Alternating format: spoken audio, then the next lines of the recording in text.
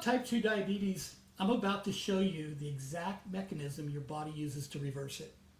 If you have type 1 diabetes, this isn't going to be a cure for you. It's not going to replace your insulin, but I'm going to show you a clinical trial where people on insulin cut their daily dose by 28%.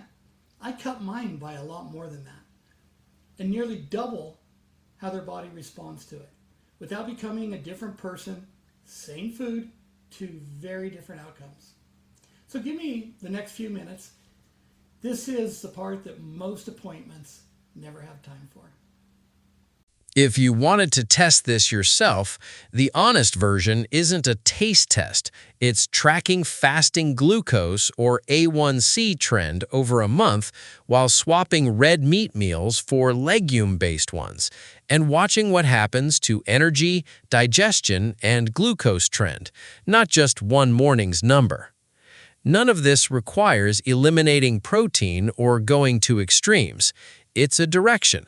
More of the gut-feeding, non-heme iron source, less of the oxidative stress and TMAO-associated one, sustained long enough for the gut to actually respond. Type 1 is different at the root. It's an autoimmune condition. The immune system destroys the beta cells that make insulin. No diet restores that. Anyone telling a type 1 diabetic that food replaces insulin is wrong, and it's dangerous. But insulin resistance isn't exclusive to type 2. Someone with type 1 can carry it too, layered on top of their autoimmune diagnosis. And that layer responds to food.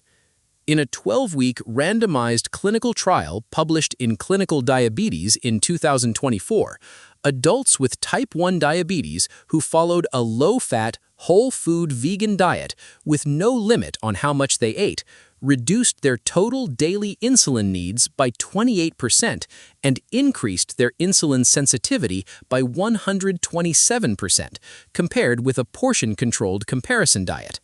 Blood sugar control improved in both groups, with no increase in dangerous lows. Nothing about their diagnosis changed. What changed is how hard their body had to work to use the insulin they were already taking. Insulin production and insulin sensitivity are two separate dials. Type 2 is often mostly a sensitivity problem, which is why removing dietary fat can sometimes turn the dial back to zero. Type 1 is a production problem permanently, but the sensitivity dial still exists, and moving it means less insulin, steadier numbers, and less strain on the system for either group. So here's the question I get asked more than any other. It's the same food and the same mechanism. Why does one person walk away with remission and the other one just walks away with a lower number on their pump?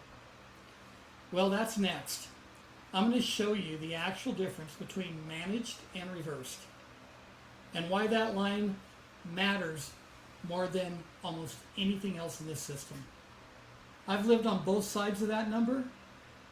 If you're on insulin or any blood sugar medication, none of this replaces your care team.